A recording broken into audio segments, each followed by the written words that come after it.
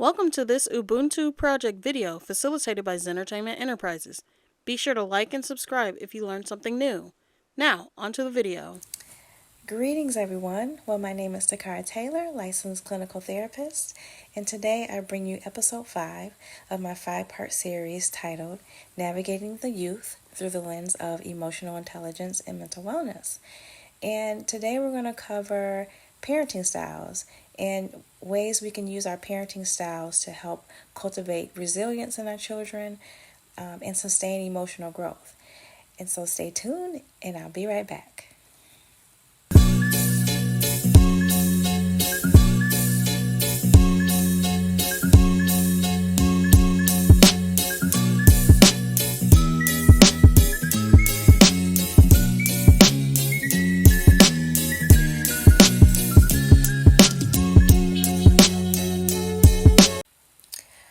So welcome back. So in this episode, I intend to cover the different parenting styles that are out there, as well as looking at how some of those parenting styles may impact a child's mental health.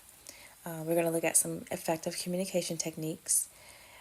We will look at a positive discipline approach, as well as identifying ways to foster positive parent-child relationships. And then I'll highlight a couple of resources along the way. So, I really love this idea of thinking about what your parenting style is, because a lot of parents really don't think about this, I like that old saying, you have to have a license to drive, but you don't have to have a license to be a parent.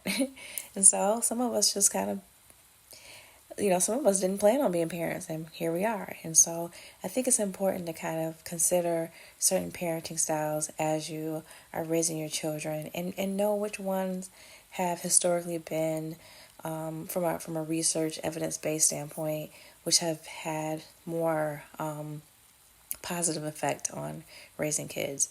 And so I will share with you just the different parenting styles that are out there. All right, so let's take a look at some of the parenting styles that have been around for a while, which includes authoritarian parenting, authoritative parenting, neglectful parenting, which is also known as uninvolved parenting, and then there's permissive parenting.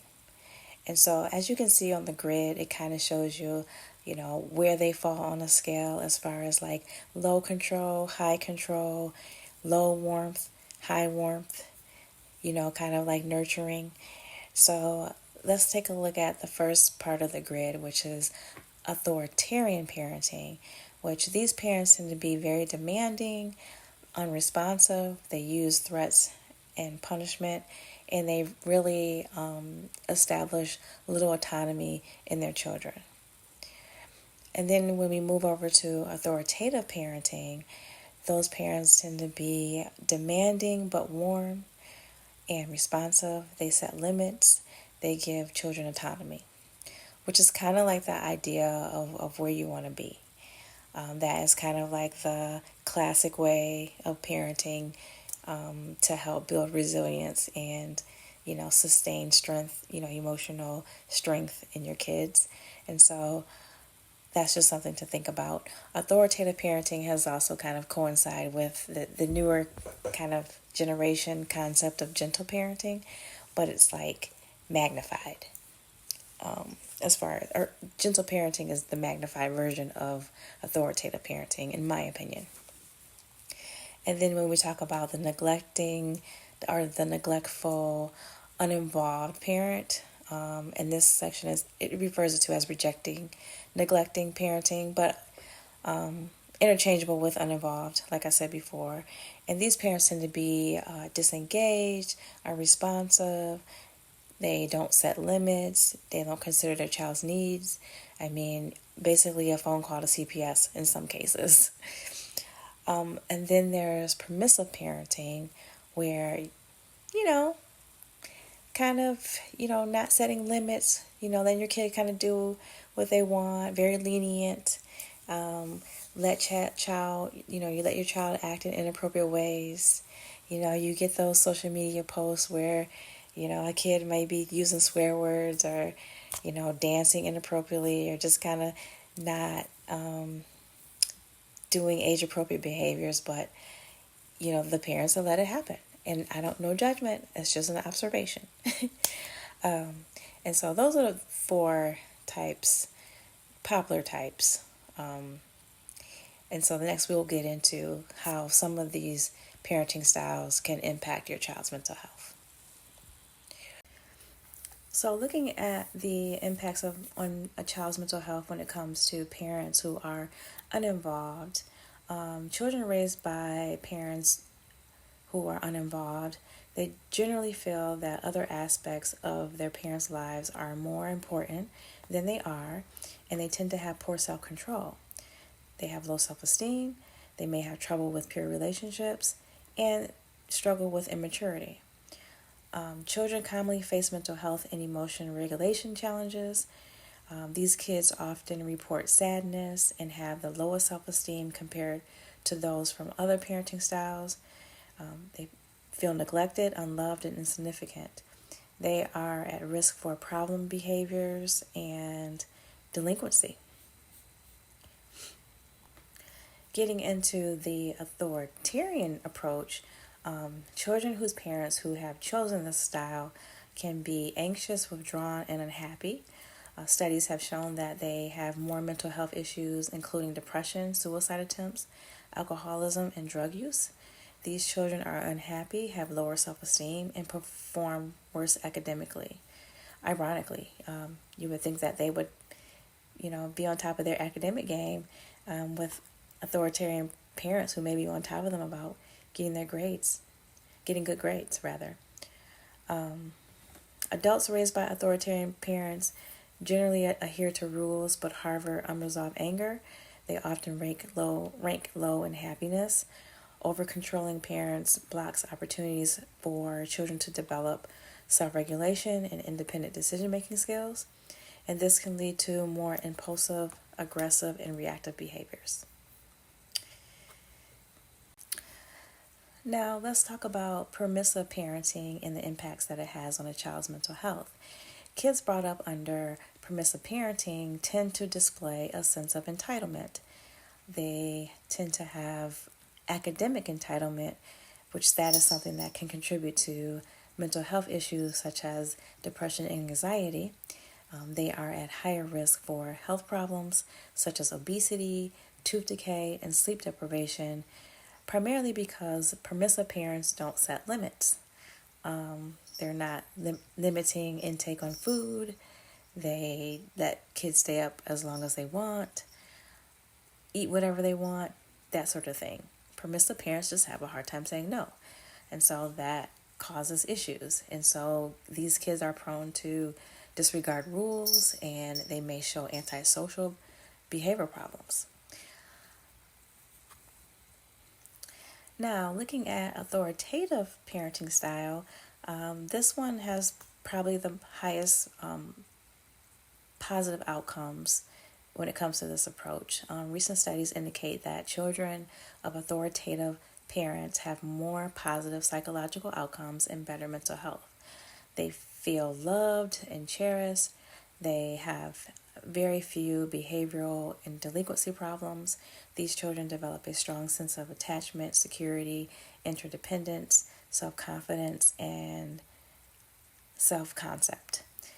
This foundation contributes to their overall happiness and higher self-esteem.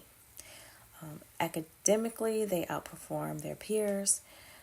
They're further complemented by their enhanced self-reliance and well-developed social skills. So these attributes are linked to better physical health and creating a comprehensive profile of well-being and success. And so again, authoritative parenting is kind of where you want to be as a parent. They call it the democratic style of parenting.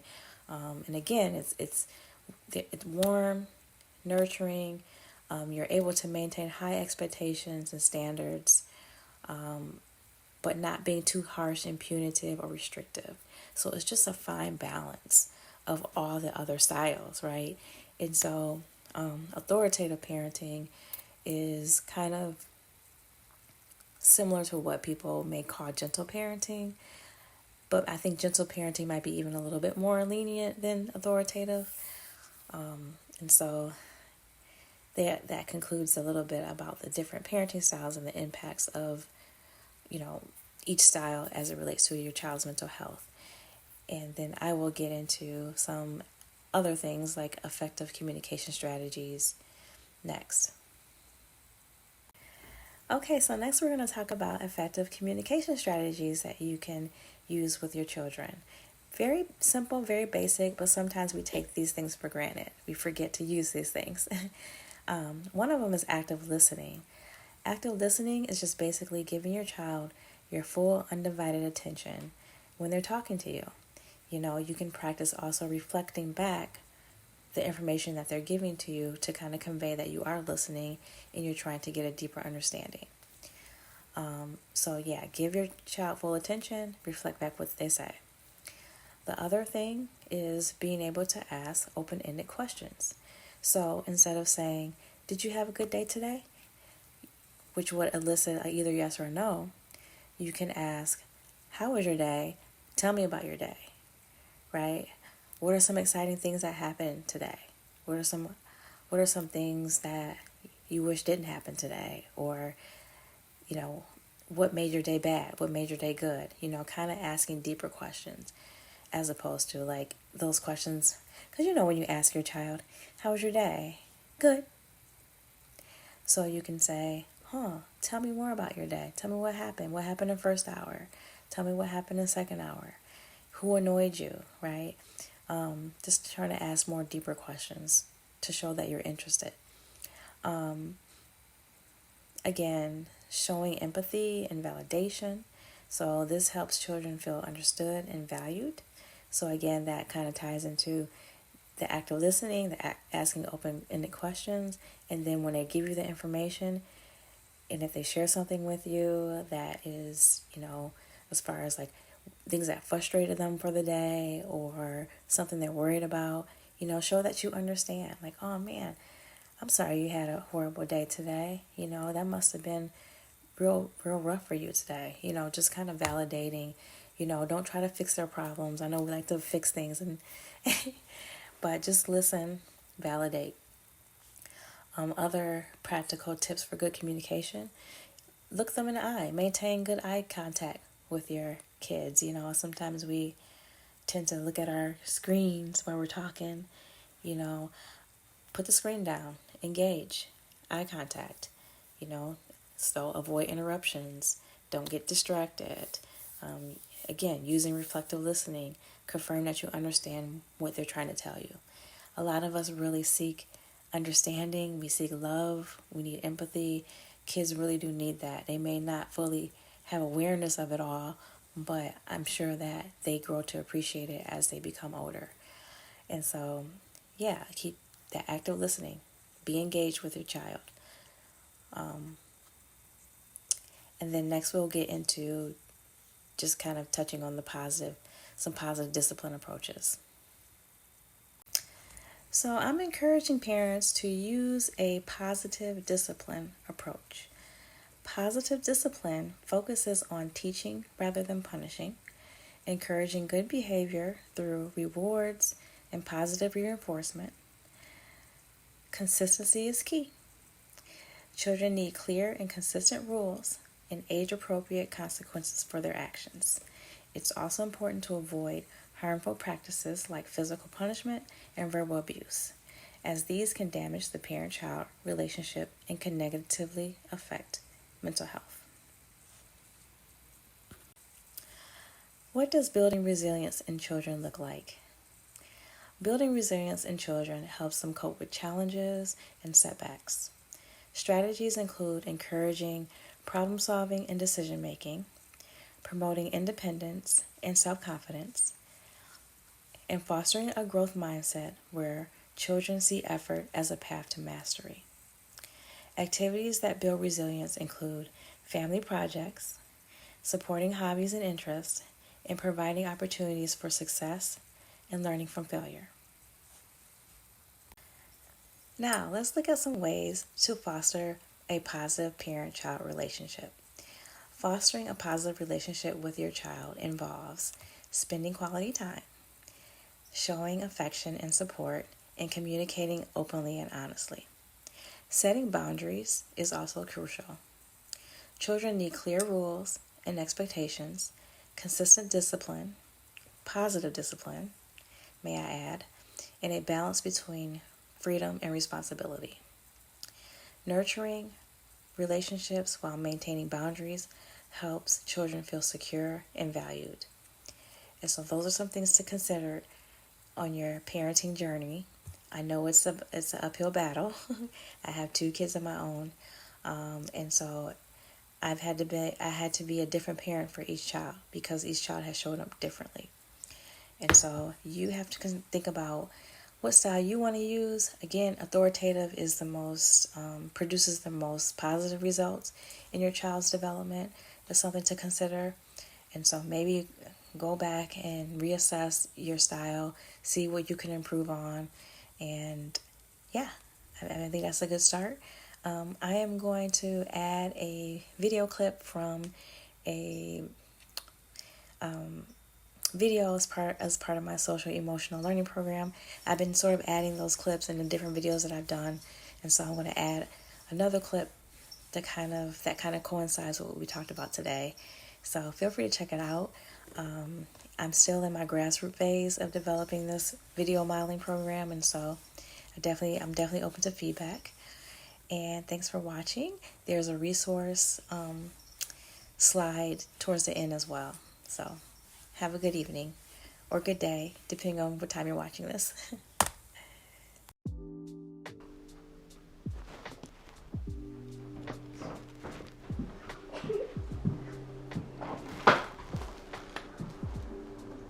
You got something to tell me?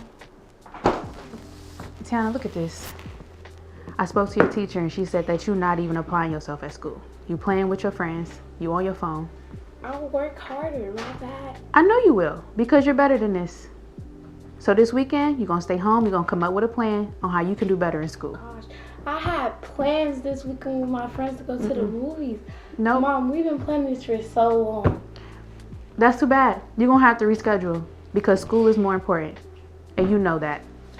So I'm about to go pick up your sister. I need you to put that food up. Okay?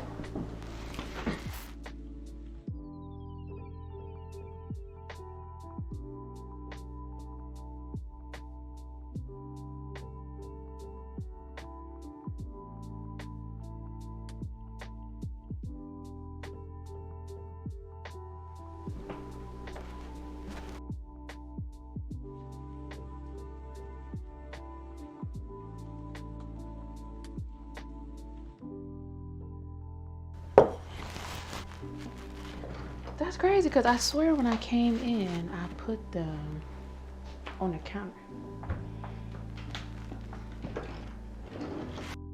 Tiana, I'm not about to do this with you. I'm not about to do this with you. So you ground it for another week. And I'm about to go get your sister because I'm done for that.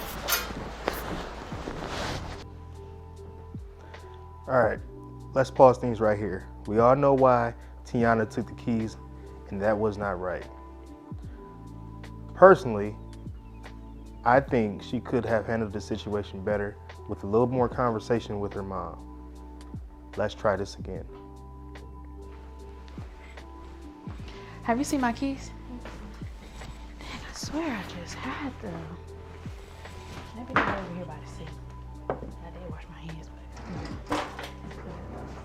Oh, thank you. I almost forgot. You know what, Mom? Maybe we should talk about it better. You know what? I was thinking the same thing when I went upstairs, so maybe we can do that. My approach was off, so I apologize for that, but what's really going on? School is just hard right now.